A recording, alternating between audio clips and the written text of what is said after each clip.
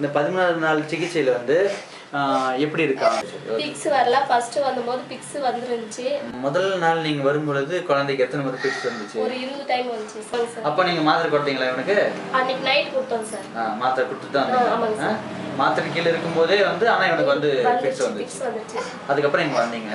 வந்து ட்ரீட்மெண்ட் ஆரம்பிச்சோம். நான் என்ன சொன்னேன் உங்களுக்கு?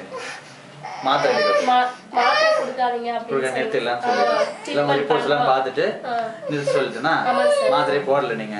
இப்போ 13 நாள் ஆயிடுச்சு இல்லையா? அன்னைக்கு 13 நாள் வரை நீங்க மாத்திரை போட்டிருக்கீங்களா இல்லையா? இல்ல சார், ஒரு நாளும் போடல. ஃபிட்ஸ் எப்படி இருக்குமா? குறைஞ்சிருக்கு சார். குறைஞ்சிருக்கு. சரி, குறைஞ்சிருக்குன்னா அன்னைக்கு 20 முறை வந்துச்சு. அதுக்கப்புறம் எப்போ வந்துச்சு? அதுக்கப்புறம் 2 நாளைக்கு முன்னாடி 9 முறை வந்துச்சு சார். பஸ்ல வரும்போது கமல் தான் வந்தான் சார். பஸ்ல வீட்ல எல்லாம் சைலண்டா இருந்தான். முடிய பிடிச்சி இழுப்பான், கடிப்பான், அதெல்லாம் குறைஞ்சிருக்குது. அதே மாதிரி பேசுறது சொல்லியிருந்தீங்க, இந்த மாதிரி எல்லாம் சொல்றான்னு சொல்லியிருந்தீங்க. அது ஃபிட்ஸ் வந்த பிறகு எப்படி இருக்கு? ஃபிட்ஸ் வந்து பின்னாடி சொல்ல சார், ஏதோ டைம் அந்த வார்த்தை மட்டும் சொல்றான். இன்னும் 2 நாள் கழிச்சு அப்படியே சொல்லுவான். ஓகே. ஸோ ஃபிட்ஸ் வந்துச்சுன்னா அவன் பேசின வார்த்தை ஏதாவது புதுசாக இங்கே முன்னேற்றமாக வந்த வார்த்தைகள் ஆம், ஓ, ஏ இதெல்லாம் சொல்லியிருக்கீங்க.